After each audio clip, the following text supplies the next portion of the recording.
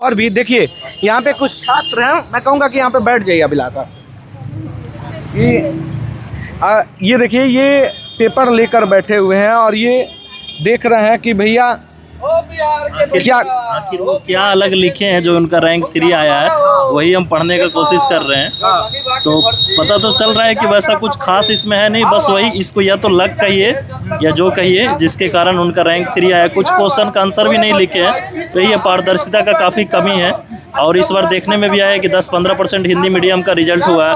वही है, कहा जाएगा जो इंग्लिश में लिखिएगा तो आपका रिजल्ट होगा, नहीं तो फिर नहीं होगा। तो ये इसमें सुधार करने की ज़रूरत है आयोग को काफ़ी।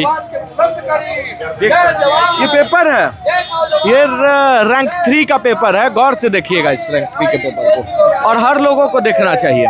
ये रैंक 3 का पेपर देखिए कि हर जगह ब्लैंक आपको दिखाई देगा, और ये रैंक 3 हो गया है। और कुछ लोग कह रहे हैं कि लक से रैंक 3 हो गया। मेरा कहना है कि सिर्फ लक इसके लिए नहीं चाहिए भैया। सबसे पहले तो एग्जामिनर अंधा होना चाहिए, सुन लीजिए, मतलब कि फिजिकली वो अनफिट हो, दिखाई ना दे रहा हो उसको, और वो अनटकरे पंचे 150 को पेपर चेक कर रहा हो, तभी हो सकता है। क्योंकि अगर वो नहीं भी जानता रहेगा और पेपर प्लेन होगा तो वो उसको 0 दे देगा। लेकिन ऐसा इस बार देखने को नहीं मिला। ये रैंकर्स का कॉपी है, बच्चे बता रहे हैं। हमारे साथ और भी छात्र हैं जिनसे आज हम बात करेंगे। स्वतंत्रता दिवस है, स्वतंत्र महसूस कर रहे हैं ना?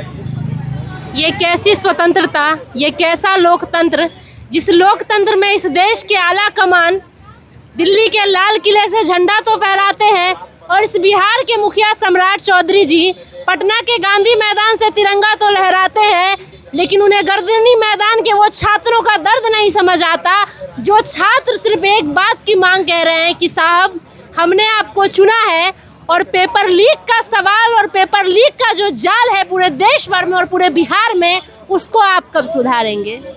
हम 13 सूत्री मांगों को लेकर इस गर्दनी बाग में बैठे हैं साहब कि 17वीं बीपीएससी की परीक्षा, ये वो परीक्षा है जो हमेशा से सुर्खियों में रहने वाली परीक्षा है।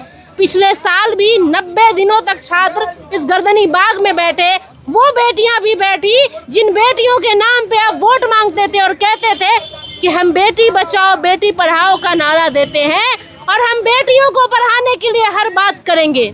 लेकिन साहब जब बेटियां रोजगार मांग रही थी, आपने पेपर लीक कराया, आपका सिस्टम फेल्योर था। उस फेल्योर सिस्टम के खिलाफ जब बेटियां लड़ रही थी सड़कों पर, तो आपने लाठियां चलवाई, आपने बैलेट गन चलवाए, लेकिन आपने उन बेटियों की गुहार नहीं सुनी, आपने उन बेटियों का दर्द नहीं सुना। उसके बाद सर 17वीं बीपीएससी मेंस की जब रिजल्ट आती है तो हम देखते हैं कि रैंक 3 की पूरी कॉपी खाली है, ऐसे का कोई फॉर्मेट नहीं है। उस फॉर्मेट नहीं होने के बाद भी वो रैंक 3 है। आपके पास कोई डाटा नहीं है, आपके पास कितने अभ्यर्थी सीबीएसई बोर्ड के हैं, कितने बिहार बोर्ड के हैं, कोई डाटा नहीं है। आपने कैसे टीचर्स की नियुक्ति की, आपने कैसे कॉपी का आंकलन कराया? बिहार बोर्ड के बच्चों का सिर्फ 12% रिजल्ट, जो पहले 69वीं बीपीएससी हुई थी उसमें 70% का वेटेज बिहार बोर्ड के बच्चों ने रखा था। तो ऐसा क्या हो गया साल भर में? आपने कितने सीट बेचे? आपने किन आला कमानों के कहने पे हम विद्यार्थियों के साथ जो छलावा किया, जो धोखा किया, इसका जिम्मेवार कौन है? साहब बीपीएससी एडीओ की अभ्यर्थी हूँ मैं, और मैंने 2 रात जाग कर परीक्षा दिया है, और पता चलता है जब मैं परीक्षा हॉल से बाहर आती हूँ तो पेपर लीक हो जाता है। आप नहीं समझेंगे साहब हमारा दर्द जब हम रेलवे स्टेशन पे रात गुजारते हैं और 2 दिन की परीक्षा देकर आते हैं साहब। और आप कह रहे थे कि कुछ छात्र नेता, कुछ शिक्षक भ्रामक न्यूज़ फैलाते हैं। जब एसआईटी की गठन होती है तो पता चलता है कि बीपीएससी एडीओ की परीक्षा में शिक्षा माफिया पूरे बिहार में है, पूरा जाल पूरे बिहार में फैला है। आप बीएसएससी की बात करिए, बीएसएससी में कम से कम 3 साल से फॉर्म भराए जा रहे हैं, 3 बार फॉर्म भराए जा रहे हैं। जब आपका 2025 में चुनाव आता है तो आप कहते हैं कि हमने सीटें बढ़ा दी हैं, आप दोबारा से फॉर्म भरिए। हम फॉर्म तो भरते हैं साहब, लेकिन एग्ज़ाम कब होगा आप ये बताइए। बीपीएससी टीआरई 4 की परीक्षा की बात बताइए।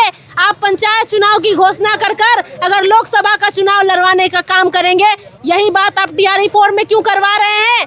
आपने जो विद्यार्थी 2.5 साल से एकल परीक्षा की बात कर रहे हैं, एकल परीक्षा की तैयारी कर रहे हैं, और आप PT मेंस लाद कर बिहार के युवाओं के साथ, बिहार के छात्राओं के साथ जो छलावा कर रहे हैं, जो खेल कर रहे हैं, ये मंशा बताती है कि आप बिहार के बच्चों को रोजगार नहीं जाना देना चाहते हैं।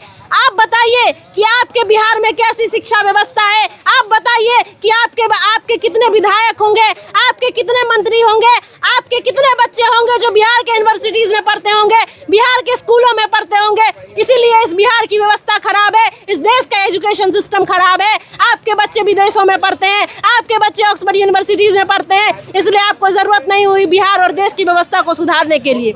लेकिन हम वो गरीब बच्चे हैं, हम वो गरीब छात्र, हम वो गरीब बेटियां हैं जो छोटे छोटे शहरों से आकर पटना की सरजमी पे आते हैं अपने माँ बाप का सपना पूरा करने के लिए।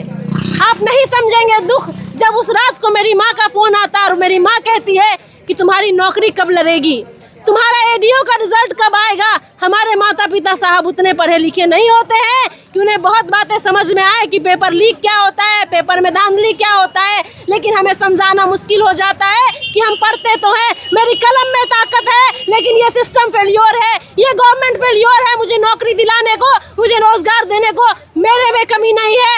आपने जो सरकार चुन के रखा है, आपने जो नेताओं को चुन कर रखा है, वो नेता मेरे साथ छलावा करते हैं, वो नेता मेरे साथ धोखा करते हैं, सीटों को बेचते हैं, लेकिन इसका भुगतान हम छात्र करते हैं। हम जो छात्राएं हैं, हम जो बिहार की बेटियां हैं, हम सिर्फ शिक्षा की बात करते हैं, शिक्षा के साथ साथ हम मानसिक प्रताड़ना झेलते हैं। हमारा घर, मेरे घर से गर्दनी बाग आना भी एक क्रांति है, वो आना भी मेरे लिए एक संघर्ष है, क्योंकि आपके बिहार में बेटियां सुरक्षित नहीं है साहब।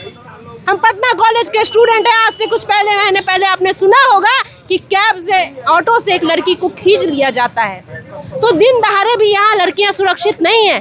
कहने का बस ये मतलब है साहब कि आपके सिस्टम में न पेपर लीक सुरक्षित है, न पेपर सुरक्षित है, न शिक्षा सुरक्षित है, न रोजगार सुरक्षित है, न इस देश के युवाओं का भविष्य सुरक्षित है। कैसे आपका देश लोकतंत्र बनेगा? कैसे इस देश में हम सही आज़ादी मनाएंगे? कैसे हम इस तिरंगे की शान पे कहें कि मेरा देश लोकतंत्र है?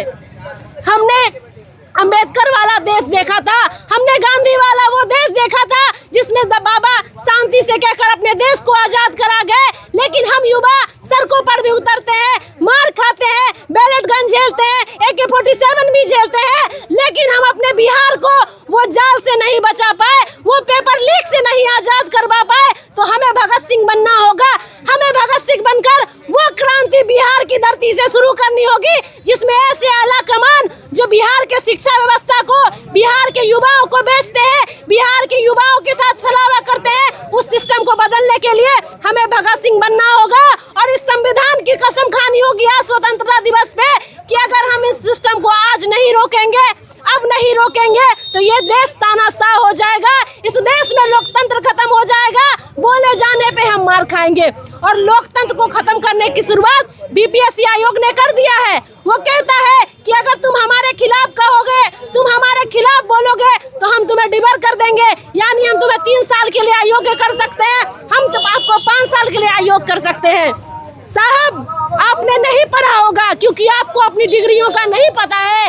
आर्टिकल 19 कहता है कि हम अपनी बातों को लोकतंत्र में पहुंचा सकते हैं, हम रोजगार की बात कर सकते हैं, हम पेपर लीक की बात कर सकते हैं, हम शिक्षा के गिरते हुए स्तर पर सवाल कर सकते हैं। लेकिन दुर्भाग्य की बात है कि आज हमने झंडा तो फहरा लिया, लेकिन मेरे दिल में ये आस है कि कहीं लोकतंत्र खत्म तो नहीं हो गया, कहीं इस देश में बोलना गुनाह तो नहीं हो गया। हम बोलते तो हैं, लेकिन हमें डर लगता है कि कहीं ये सिस्टम हमें निगल ना जाए, कहीं ये सिस्टम हमें निगल ना जाए, कहीं वो हमारे बर्बाद न कर जाए। लेकिन साहब, हम कह देते हैं कि हम बर्बाद हो चुके हैं।